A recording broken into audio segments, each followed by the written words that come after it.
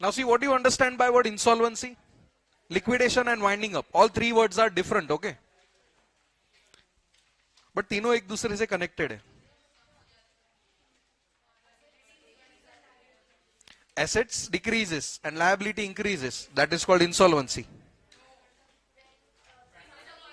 एक मिनट क्या?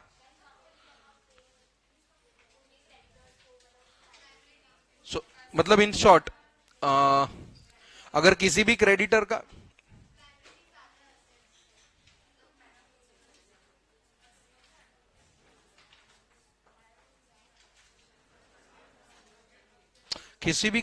अगर पेमेंट अटकाया तो वो कंपनी इंसॉल्वेंट, ऐसा? यू सेड के किसी क्रेडिटर्स को पे नहीं कर पाए, ओके? सो इन शॉर्ट मेरा कंपनी है, मैंने क्रेडिटर्स को पे नहीं किया तो मैं इंसॉल्वेंट, ऐसा? कैपिटल, एसेट्स खत्म हो गए, फिर भी हाँ, तब जाके वो हो जाएगा कि डिक्लेयर किया जाता है? डिक्लेयर किया जाता है. Nobody can say कि मैं insolvent हूं unless and until an order is passed. See, insolvency है ना एक प्रोसेस है, ठीक है? कि अगर सपोज एक कंपनी लायबिलिटी पे नहीं कर पाती एंड सामने से कोई एक्शन लेता है, कोई in the sense creditors action लेते कंपनी के ऊपर, and the creditors want that company insolvency के प्रोसेस में जाए. When I say insolvency के प्रोसेस में जाए मतलब they मतलब कौन? Creditors want that this company should be declared insolvent. खुन्नस निकाल रहे हैं उन लोग. एट द एंड डिसाइड करेगा एनसीएलटी के भाई एक्चुअल में डिक्लेयर करना है कि नहीं करना है, ठीक है? सो यहां पे अथॉरिटी कौन आने वाला है? एनसीएलटी. एक ही अथॉरिटी है जिसके पास पावर है कि वो उस कंपनी को क्या डिक्लेयर कर सकता है? एनसीएलटी. सॉरी, एनसीएलटी क्या? इंसॉल्वेंट. और कौन डिक्लेयर कर सकता है? एनसीएलटी. और कोई भी आरओसी, आरडी कोई बीच में नहीं आएगा. Only NCLT will be there. And इसका एक्ट भी अलग है. We don't need to study companies act for this. We will be studying a code that is insolvency and bankruptcy code. IBC बोलते हैं इसको शॉर्ट में.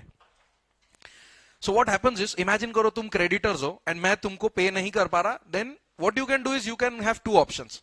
Either you can go in court and file a suit against me कि भाई हमारा पैसा नहीं दिया, और either you can go under IBC to make me insolvent. होगा कि नहीं होगा वो बात का बात है. That will be decided by NCLT. मैं मतलब तुम्हारे कहने से कोई कंपनी इंसॉल्वेंट नहीं हो जाएगा. तुम खाली केस फाइल कर सकते हो. You know, an application can be made to the authority to conduct the proceedings of CIRP. अभी ये सीआईआरपी क्या होता है? CIRP that is corporate insolvency resolution process. तो ये जो प्रोसेस है ना सीआईआरपी, जैसे ही शुरू होता है ना, ऐसा मत समझो कि ये कंपनी को मारने के लिए ही है. मतलब मारने इन द सेंस खत्म करने के लिए ही है, ठीक है? It is a process. See, resolution process एक बहुत इंपॉर्टेंट वर्ड है. चलो, CI stands for corporate insolvency, मतलब कंपनी का insolvency. Not only company, LLP भी आ गया क्योंकि वर्ड कॉर्पोरेट यूज किया है, ओके?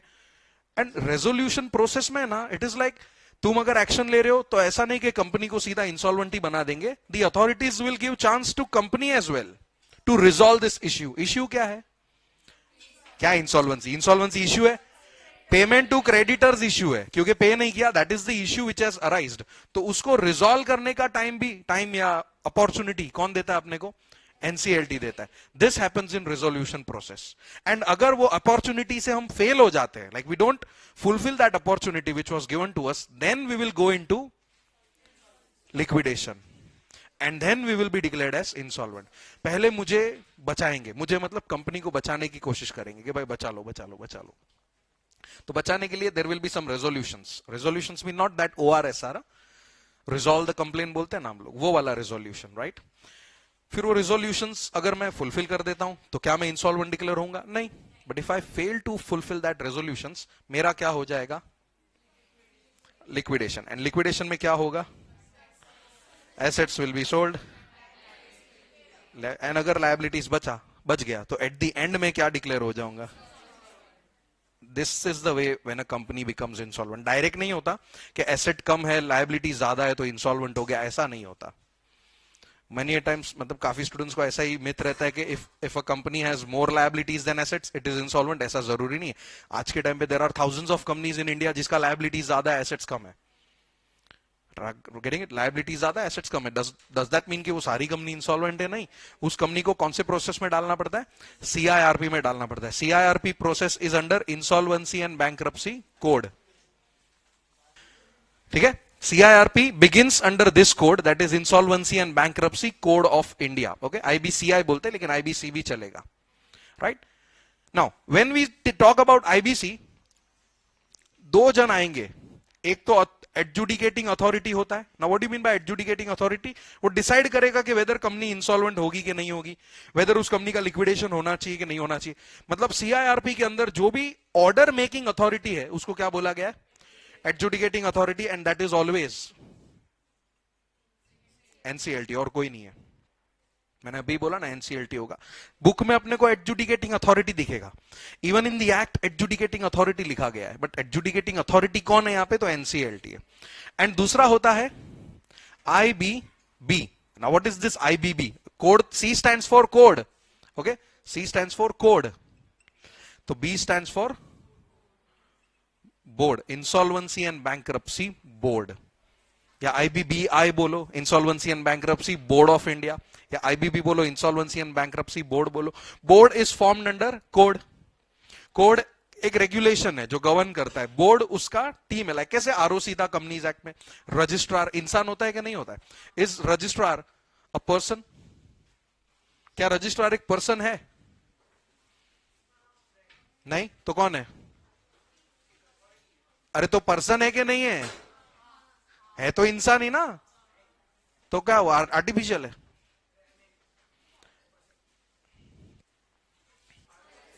हाँ, जैसे कंपनीज एक्ट में we have a person who handles the filing process and all the compliances related things के सारे कंप्लायंसेस हो रहे कि नहीं हो रहे. अपडेट सारा किसके पास आता था? ROC के पास आता था.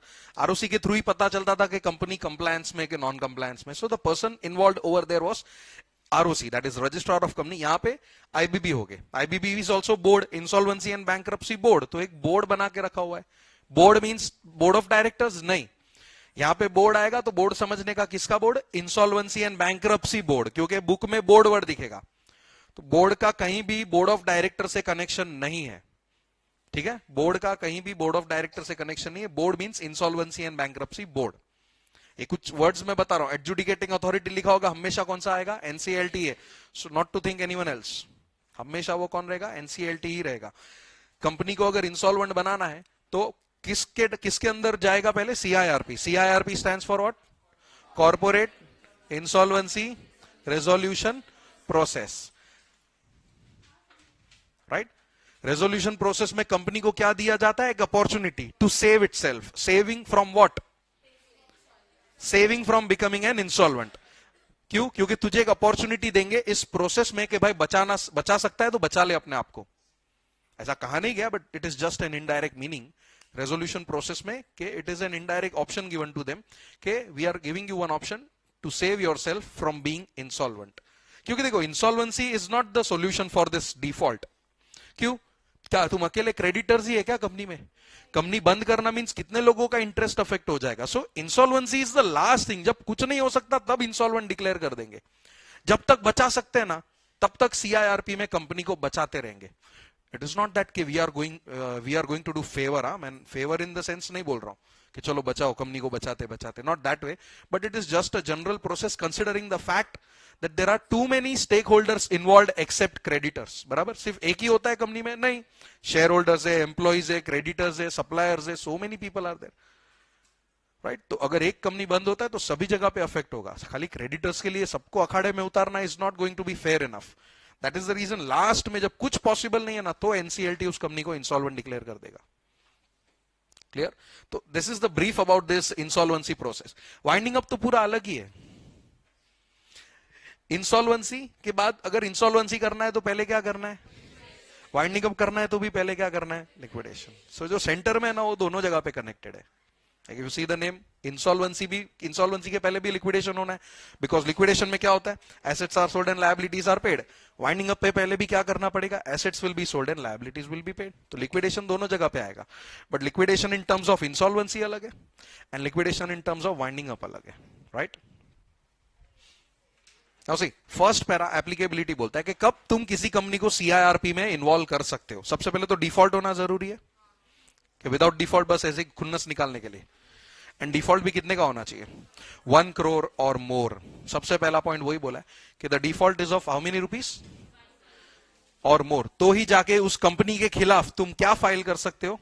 An application for what? For insolvency, that is CIRP. दिख रहा है वहां पे? मिला फर्स्ट पैरा एकदम। इनिशियली ये लिमिट कितना था? 1 लाख, बट इसको बढ़ा दिया गया 2020 में 1 करोड़ कर दिया गया। ठीक है, तो आज के तारीख में इमेजिन करो मैं कंपनी हूं, तुम सब क्रेडिटर हो, सबका 10-10 लाख रुपया बाकी है, तुम क्या जॉइंटली मेरे खिलाफ इंसॉल्वेंसी फाइल कर सकते हो? यस। 1 करोड़ इंडिविजुअली नहीं बोला है, ठीक है, 1 crore in total, right? Suppose तुम सब 100 लोग हो एंड तुम सबका 1-1 लाख रुपया बाकी है एंड मैंने डिफॉल्ट कर दिया, तो क्या 1 करोड़ हो गया? Yes. Can you all jointly file an application against me for insolvency? Yes. अभी तो एप्लीकेशन फाइल किया, ठीक है, इंसॉल्वेंट होगा कि नहीं होगा वो तो बहुत बड़ा प्रोसेस है जो हम लोग खुद भी देखेंगे, राइट? तो सबसे पहला पॉइंट तो क्लियर हो गया कि when we can file an insolvency process application, that is when there is a default of rupees 1 crore और मोर। उसको हाईलाइट किया सब लोग ने, राइट? और इनिशियल लिमिट कितना था? 1 लाख। वो तो खाली इंफॉर्मेशन के लिए दिया हुआ है, बाकी आज की तारीख में तो 1 करोड़ ही आएगा limit. Now see next, resolution process क्या होता है? See where any corporate debtor commits a default, the financial creditor, operational creditor और कॉर्पोरेट डेटर इटसेल्फ में initiate CIRP.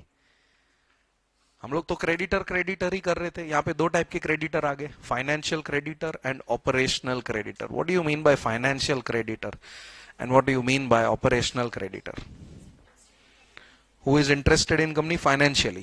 Okay, okay, monetary terms. And who is operational creditor? See creditor या तो कोई भी creditor हो, फाइनेंशियली तो interest होगा ही ना, पैसा होता है तो क्रेडिटर बनता है, बिना पैसों का कोई क्रेडिटर बनेगा? I borrow money in any form from you, definitely I am going to be your creditor, right? तो क्रेडिटर तो फर्क ही नहीं पड़ता, राइट? वो पैसा ऐसा नहीं कि फाइनेंशियल है तो फाइनेंशियल वर्ड आया तो फाइनेंस होगा, ऑपरेशनल में भी पैसा इन्वॉल्व होगा, सो तभी तो वो क्रेडिटर बनेगा ना। बिना पैसा इन्वॉल्व किए हम लोग किसी को क्रेडिटर बना सकते? Like I don't borrow loan from you, क्या डेटर क्रेडिटर रिलेशन बनने वाला है? नहीं बनने वाला है। व्हाट इज, हाँ,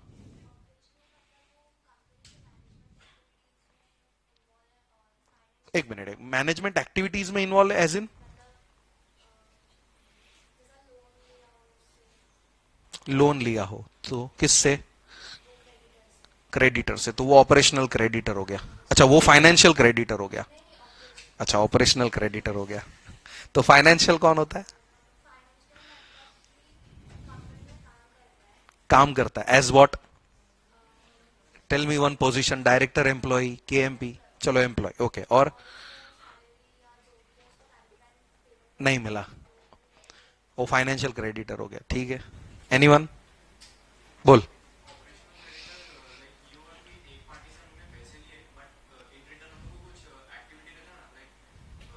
कि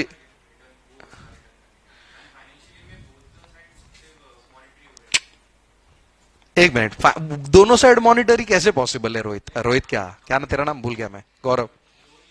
हाँ, हाँ तो ठीक है ना।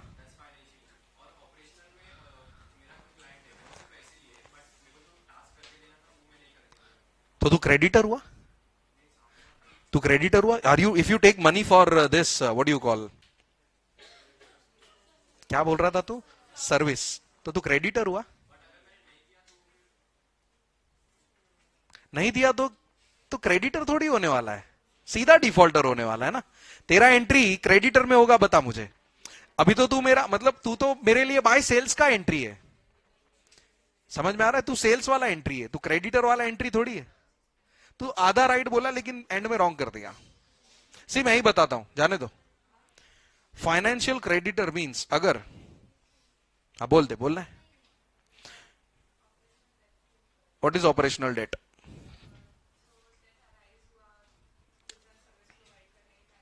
जैसे कि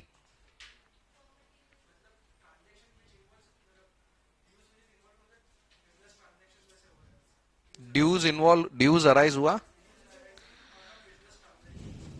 एग्जाम्पल दे।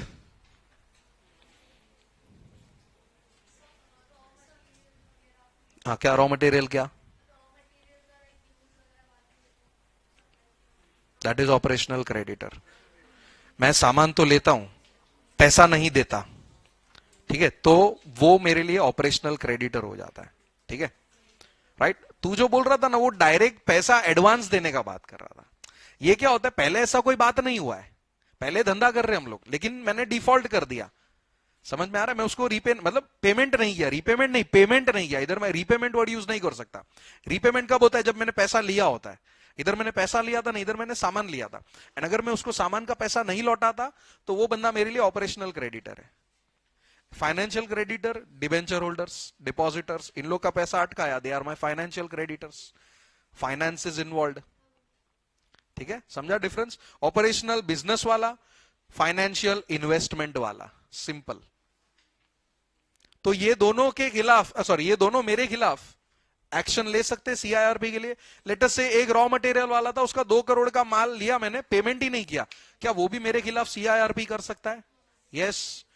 डिबेंचर होल्डर से 2 करोड़ लिया था, रीपे नहीं किया, क्या वो लोग भी मेरे खिलाफ सीआईआरपी कर सकते हैं? यस।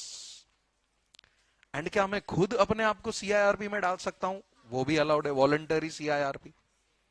सो एनीवन, चाहे फाइनेंशियल क्रेडिटर हो, चाहे ऑपरेशनल क्रेडिटर हो, या खुद कॉर्पोरेट डेटर हो, मतलब मैं, कंपनी, तीनों में से कोई भी, देखो मैं खुद कर रहा हूं तो मैं डिफॉल्ट में तो नहीं करने वाला, वॉलंटरीली कर रहा हूं, राइट। सीआईआरपी में खुद को वॉलंटरीली डाल रहा हूं, एंड वो दोनों मेरे खिलाफ एक्शन ले रहे, बट सीआईआरपी का इनिशिएटिव यहां से शुरू हो जाता है। इनिशिएटिव तो नहीं, but initiation, it begins, the insolvency process begins the moment where an application is filed either by financial creditor, operational creditor or the corporate debtor himself.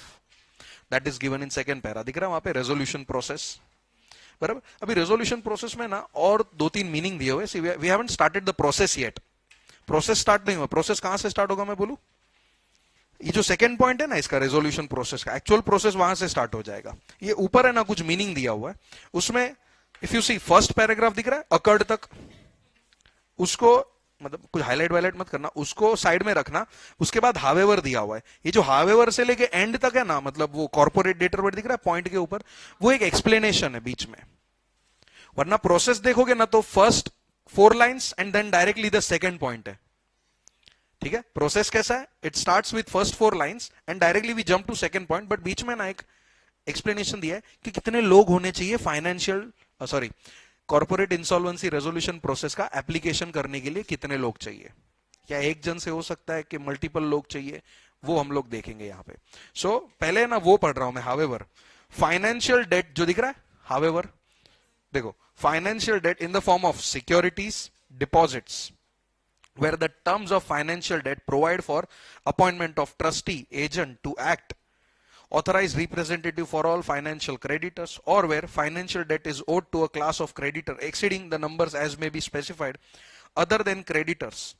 For initiation of CIRP against the corporate debtor shall be jointly filed by not less than 100 such creditors in the same class, or not less than 10% of total such creditors in the same class, whichever is less. तो इसको highlight करो पहले, 100 और 10%, whichever is less, पूरा highlight कर दो। देखो ना वहां पे दिख जाएगा 100 वाला स्टेटमेंट,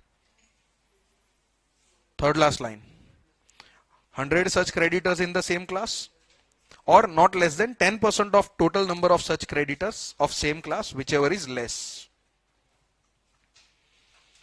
Now देखो, ये फाइनेंशियल क्रेडिटर थे, क्यों? क्योंकि हो सकता है मैंने उनसे डेट मतलब डिबेंचर्स इश्यू किया हो या डिपॉजिट्स दिया हो। सिक्योरिटी में डिबेंचर आ गया, और कोई है borrowed security apart from debenture? नहीं।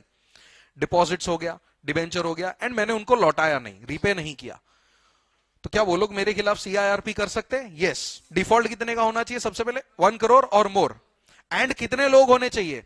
आइदर 100 और 10% of total number of that class.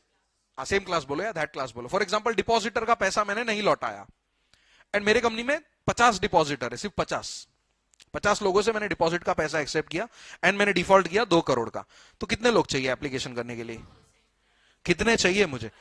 5 जन ने सीआईआरपी फाइल करना पड़ेगा। एक जन जाके फाइल करेगा तो फर्क नहीं पड़ता। That 1 person is holding 10% of deposit, चलेगा क्या? हाँ, नहीं चलेगा, नंबर बोला है, वैल्यू नहीं बोला है।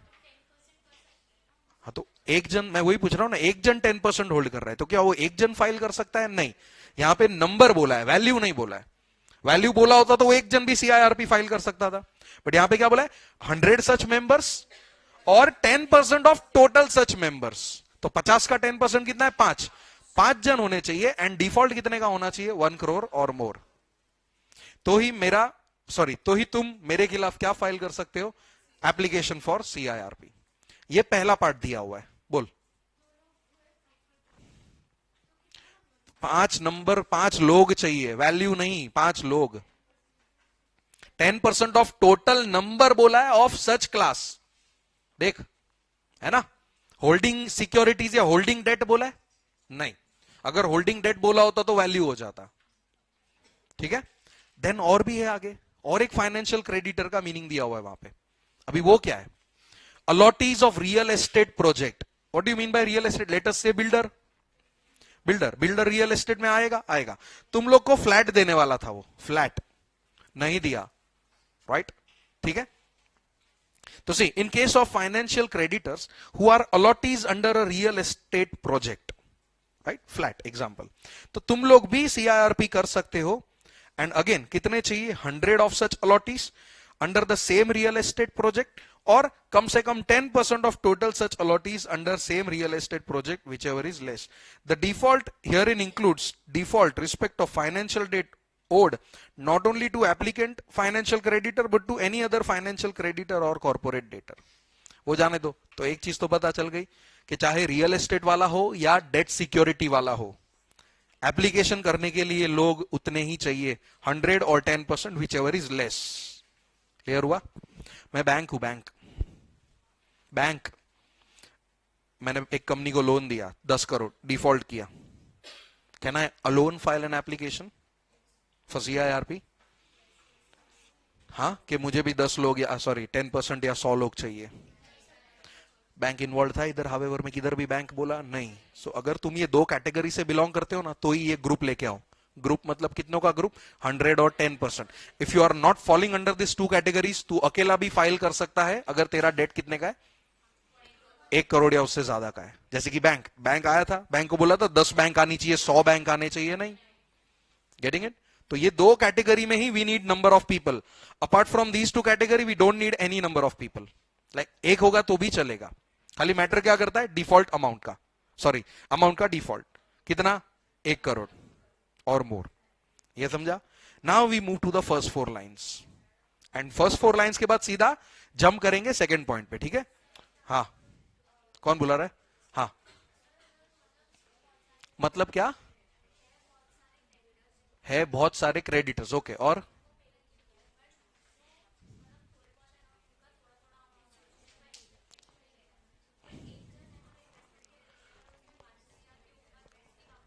वो कौन है? वो पर्सन कौन सा क्रेडिटर है?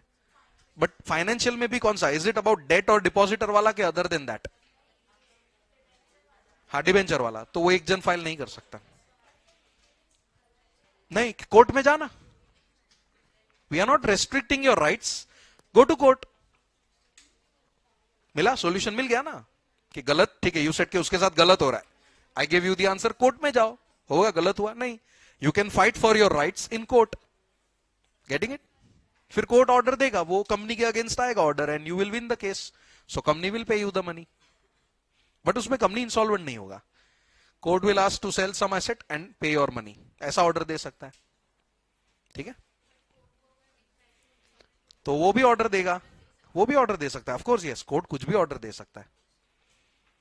बट सामने से तुम सीआईआर कोर्ट में जाके ये नहीं बोल सकते हो कि इसको सीआईआरपी करना है। तुम सिर्फ तुम्हारे हक के लिए लड़ सकते हो कि सर हमारा पैसा खाया। फिर कोर्ट डिसाइड करेगा, कोर्ट चाहे तो वाइंड अप ऑर्डर भी पास कर सकता है। कोर्ट बोलेगा वाइंड अप कर दो, एंड इन शॉर्ट अगर लायबिलिटीज पे कर दिया तो बच गया, लायबिलिटीज पे नहीं कर पाया तो इंसॉल्वेंट हो जाएगा। बट सामने से तुम कोर्ट को सीआईआरपी के लिए नहीं बोल सकते। एनसीएलटी को सामने से बोल सकते हो कि हम लोग को इसको सीआईआरपी में डालना है। बोलो, और कोई डाउट? तो first 4 lines, see the financial creditor either by himself or jointly with other financial creditor or any other person on behalf of financial creditor as may be notified by CG may file an application for insolvency resolution process against corporate debtor before adjudicating authority when the default has occurred. Simple है ना, अकेला या मिलके. That is the reason I told you initially कि अगर सबका 10-10 लाख रुपया भी है तो भी तुम सब मिलके मेरे खिलाफ सीआईआरपी कर सकते हो. यस, जरूरी नहीं कि सबका 1 करोड़ होना चाहिए, नहीं, सबका मिला के भी 1 करोड़ हो गया, still you can file an application against me for CIRP. बराबर, पहला पॉइंट इजी. अभी तुम एप्लीकेशन करोगे तो सबसेक्शन 2 डॉक्यूमेंट्स को देने पड़ेंगे, प्रूफ देने पड़ेंगे. देखो ऐसा ट्रांजैक्शन था और ऐसा डिफॉल्ट हुआ, कि बस खाली बोल दोगे डिफॉल्ट किया है. Do you need to give some proof along with the application? See, that is given in subsection 2. The financial creditor shall, along with the application, furnish following things. क्या क्या? Record of default, right? Second, name of the resolution professional proposed. Court में वकील चाहिए तो इधर कौन चाहिए? Resolution professional चाहिए, जो तेरे बिहाफ पे एनसीएलटी के अंदर केस लड़ेगा कंपनी के खिलाफ.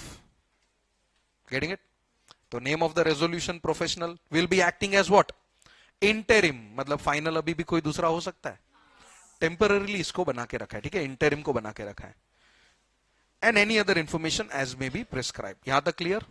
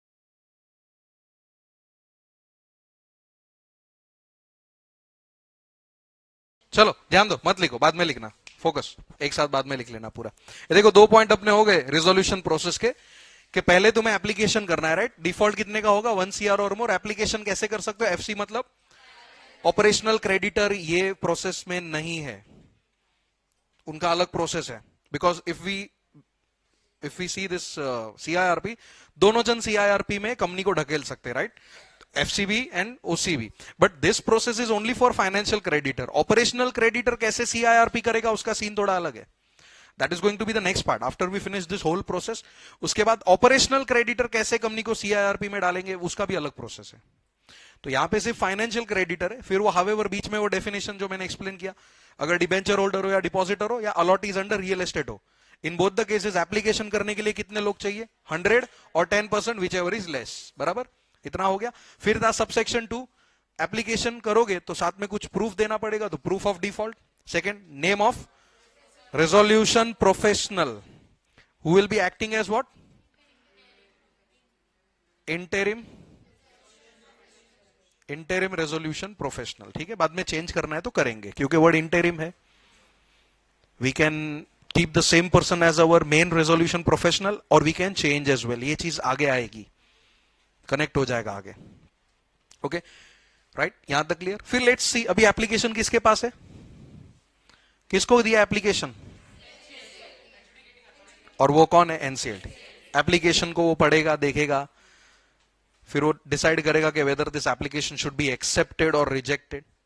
कुछ लोग फालतू में ही ऐसे ही आ जाएंगे, बराबर। तो इट इज ऑन NCLT के whether to, for example resolution professional का नाम लिखना भूल गए, एक्सेप्ट करेगा, नहीं तो वो रिजेक्ट करेगा, राइट, बोलेगा रीसबमिट कर एंड ऑल, कुछ ना कुछ। तो there are 2 possibilities, actually 3, either approve, either reject, और आस्क टू रीसबमिट, बराबर। तो वही सबसेक्शन 3 में हो रहा है।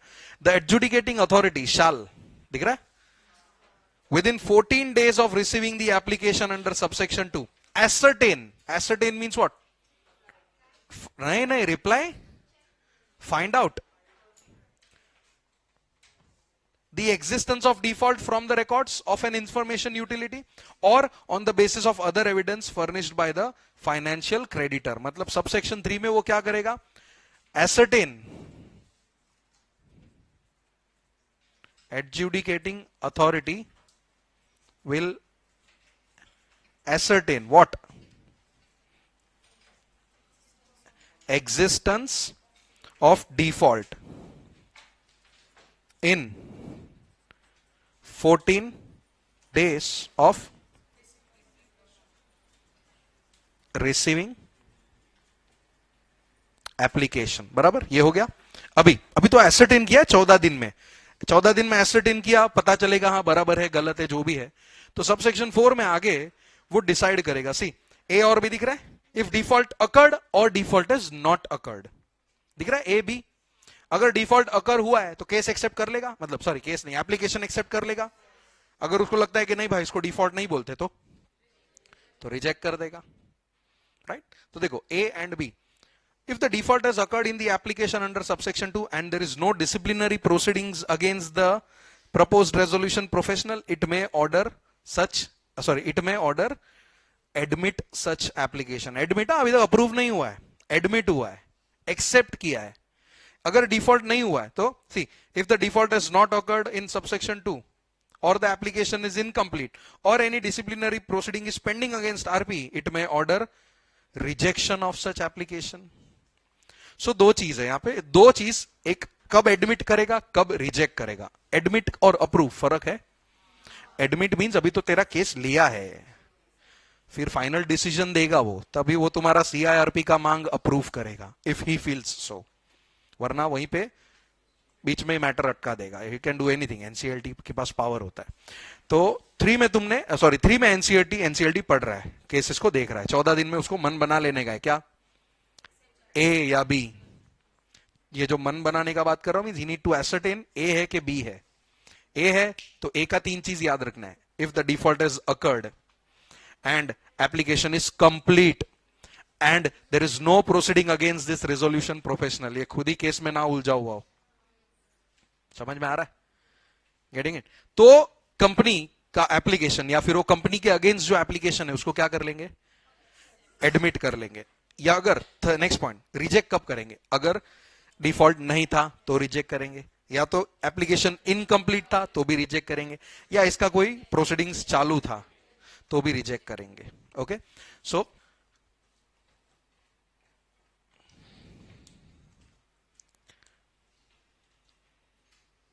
the adjudicating authority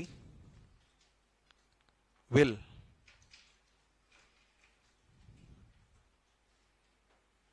admit the application or reject the application. कब? If default occurred and application is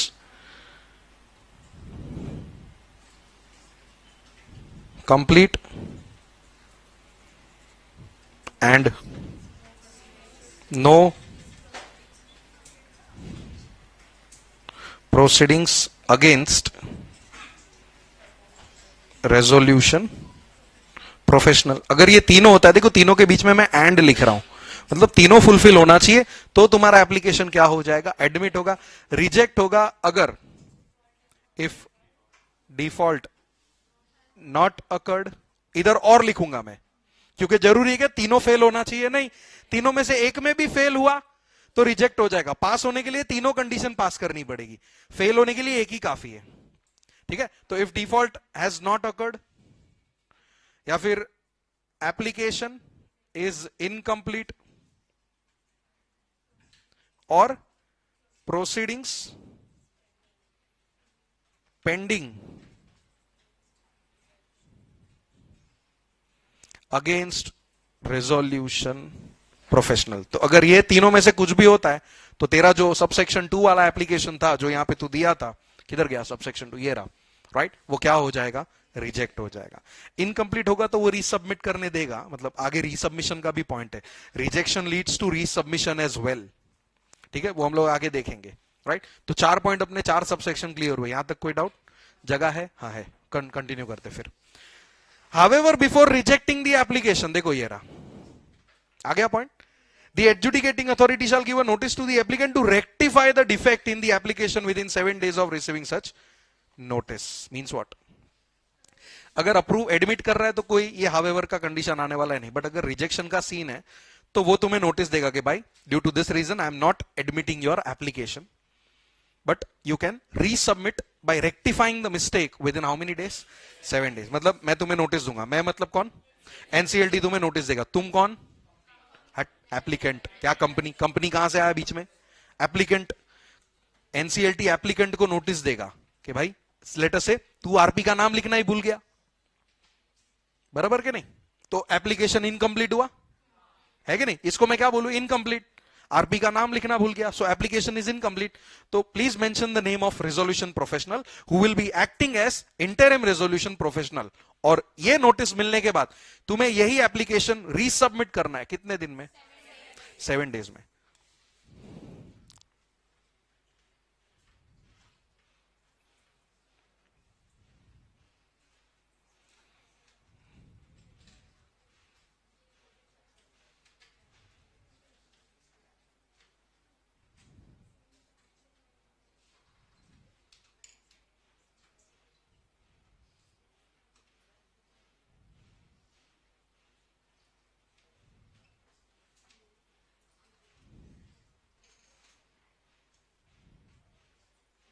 Such application in how many days?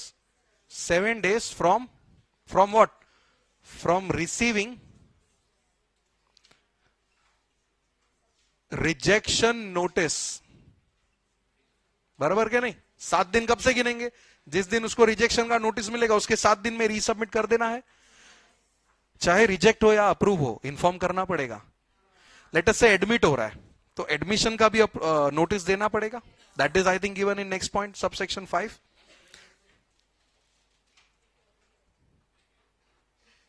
6 में दिया हुआ है, देखो 5 में नहीं दिया हुआ है, 6 में. द एडजुडिकेटिंग अथॉरिटी, नहीं नहीं सॉरी,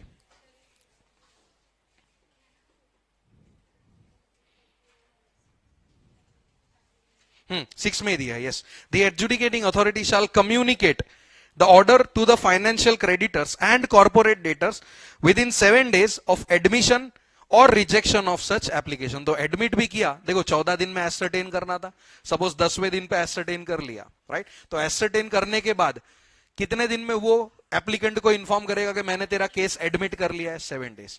रिजेक्ट भी किया था तो भी कितने दिन में इन्फॉर्म करेगा? 7 डेज. रिजेक्ट किया, राइट, पहले देखो 14 दिन में एसर्टेन, फिर उसके बाद के 7 दिन में नोटिस देगा. अगर एडमिट है तो गुड इनफ, नहीं है तो रीसबमिशन करने बोलेगा. तो एडमिशन में 14/7, रिजेक्शन में 14/7/7. ये समझा कुछ? क्या एडमिशन में 14/7 मतलब क्या? 14 में एसर्टेन, सेंड, 7 में नोटिस, क्योंकि एडमिट हो रहा है.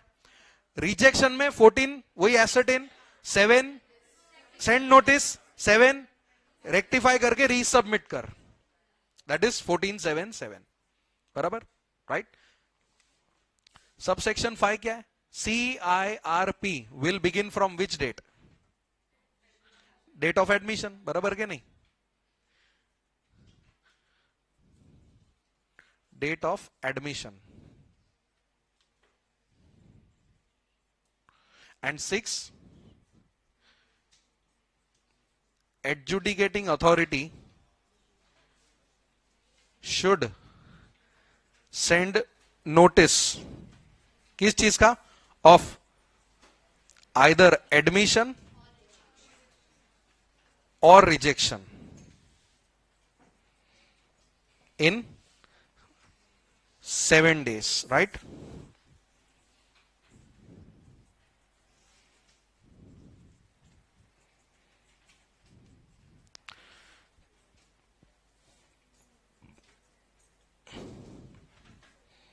पूरा क्लियर?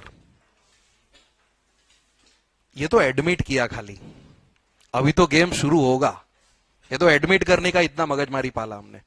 मैंने ऐसे गेम शुरू होगा मतलब कंपनी को बचने का मौका देंगे. भाई बचा सकता है तो बचा ले. That everything will come in between. और आई थिंक ये क्यों शुरू किया था ना हमने, ये नेक्स्ट लेक्चर में पता चलेगा, क्योंकि this process is such a long process. एक दिन में तो ये चैप्टर होने ही नहीं वाला. शायद आज के एंड तक पता चल जाए तो ठीक है, वरना नेक्स्ट लेक्चर में पता चलेगा कि इसका ये शुरू हुआ था और एंड किधर हो रहा है. Because we have not come to a conclusion कि ये एंड किधर होने वाला है. ये तो शुरू किया ना, खाली एप्लीकेशन नहीं दिया है. अभी तो पूरा केस, हियरिंग सब चालू होएगा. एनसीएलटी में जाएगा कॉर्पोरेट डेटर, फिर वो रिजोल्यूशन प्रोफेशनल तुम्हारे बिहाफ पे आएगा, झगड़ा होएगा, लड़ाई होगी दोनों के बीच में. आई मीन झगड़ा इन द सेंस आर्ग्यूमेंट्स होंगे, राइट. फिर एनसीएलटी दोनों पक्ष को सुनेगा and then he will come up to a conclusion कि भाई इसको इंसॉल्वेंट पहले लिक्विडेट करना है कि नहीं करना है. कंपनी बोलती है नहीं बचने का मौका दे दो, तो मैटर और खींचेगा. बचने का मौका दिया, वो बोले, एनसीएलटी बोलेगा ठीक है जा, तुझे 5 महीना दिया, बच ले इन द सेंस 5 महीने में पैसा चुका दे. नहीं चुका है तो वापस CIRP शुरू कर देंगे and all. So many things are involve. तो ये फिलहाल था process of admitting the application. Okay, clear है इतना? इसमें कोई डाउट? देख लो. अरे देख लो क्या, लिख लो. समझा कि नहीं?